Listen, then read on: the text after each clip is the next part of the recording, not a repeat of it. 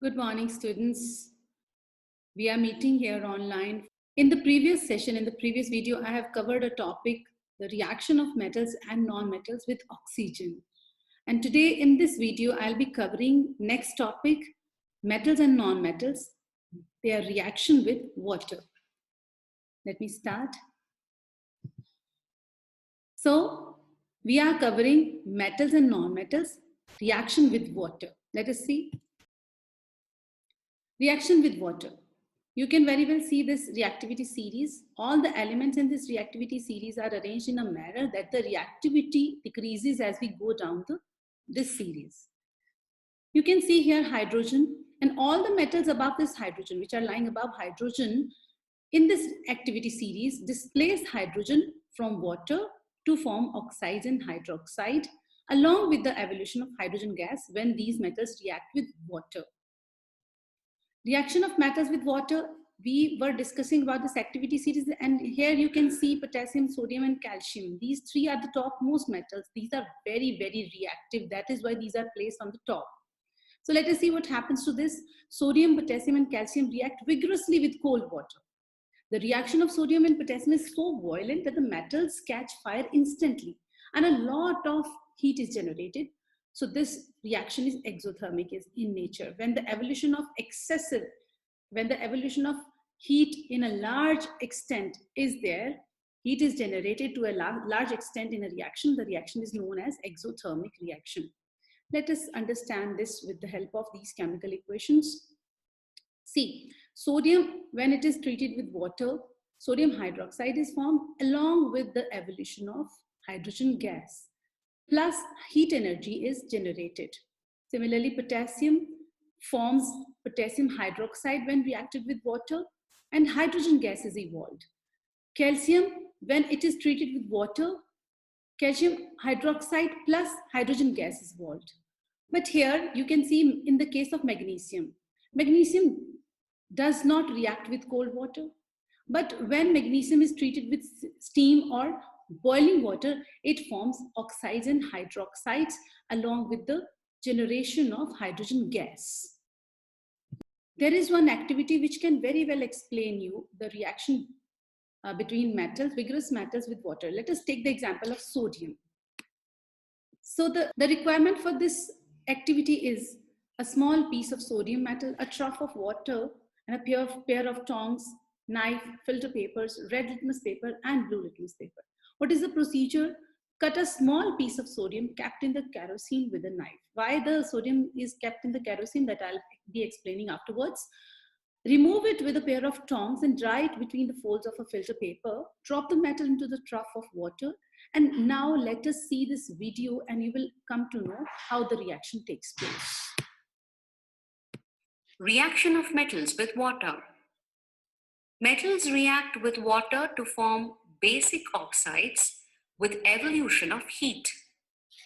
This can be understood clearly by performing an activity. Take a 250 ml beaker. Fill half of it with water. Now carefully cut a small piece of sodium metal. Dry it using filter paper and wrap it in a small piece of cotton. Put the sodium piece wrapped in cotton into the beaker. Now observe carefully. You will observe that sodium reacts vigorously with water. Note, during observation, keep away from the beaker. When reaction stops, touch the beaker. What do you feel? You will feel that the beaker has become hot. This is because the reaction is exothermic and hence heat is evolved. Now test the solution with red and blue litmus papers. You will find that the solution turns red litmus paper blue. This is because when metals like sodium react with water, it forms sodium hydroxide. Sodium hydroxide is basic in nature, and so the red litmus paper turned blue. Thus, we can say that metals like sodium reacts vigorously with water to form metal oxides with evolution of heat. So we have come to know, we have seen this activity. Let us see what are the observations. Reaction takes place instantly. Sodium melts to a silvery globule which darts about the surface of the water with hissing sound. Bubbles of gas are produced around it. The gas pushes the metal against the side of the trough, where it catches fire and burns with a golden yellow flame. We can also hear pop sound off and on until the metal piece disappears. The water in the trough, if tested with red litmus, it changes to the blue color. The water in the trough feels hot to touch. These are the observations which we have seen during this activity. Now let us discuss about the explanation and conclusion. The heat produced in the reaction is so large that the sodium melts and starts burning with a golden yellow flame. The hydrogen produced also catches fire and burns with a pop sound. The reaction between sodium and water produces sodium hydroxide, which turns red litmus paper blue. Since it is an exothermic reaction, the reaction mixture feels hot.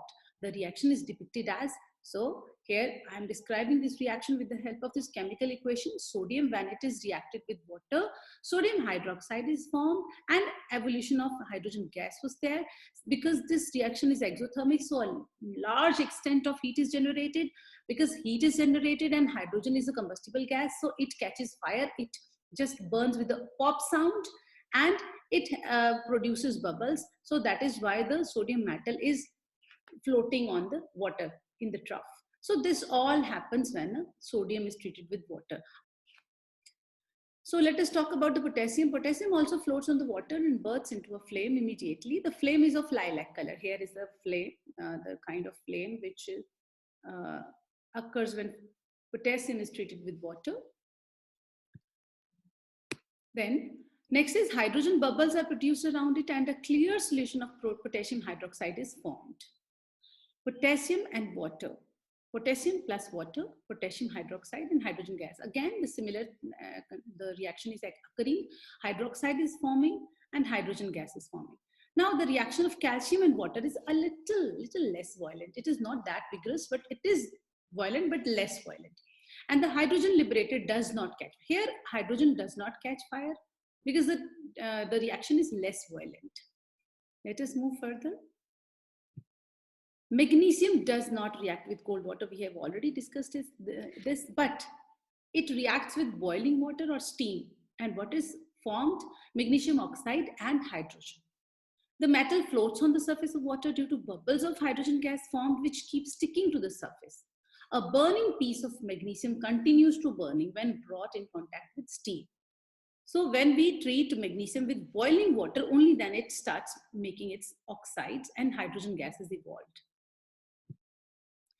Further, when we discuss about aluminium and zinc, so here again, I would like to tell you that aluminium and zinc react with steam to form the respective metal oxide and hydrogen gas. Similar reaction takes place, but there is a little change in aluminium. In case of aluminium, what happens when the aluminium oxide is formed?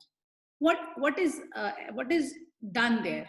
Aluminium oxide actually forms a protective covering on the metal and further reaction is stopped.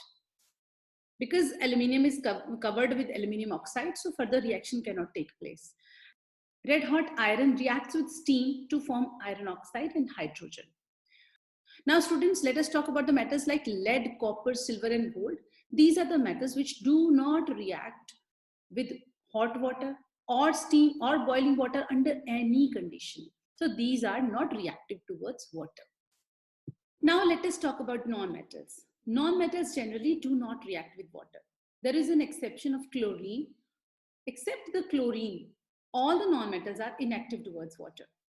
Even phosphorus, if we talk about phosphorus, which catches fire when exposed to air, is unreactive towards water.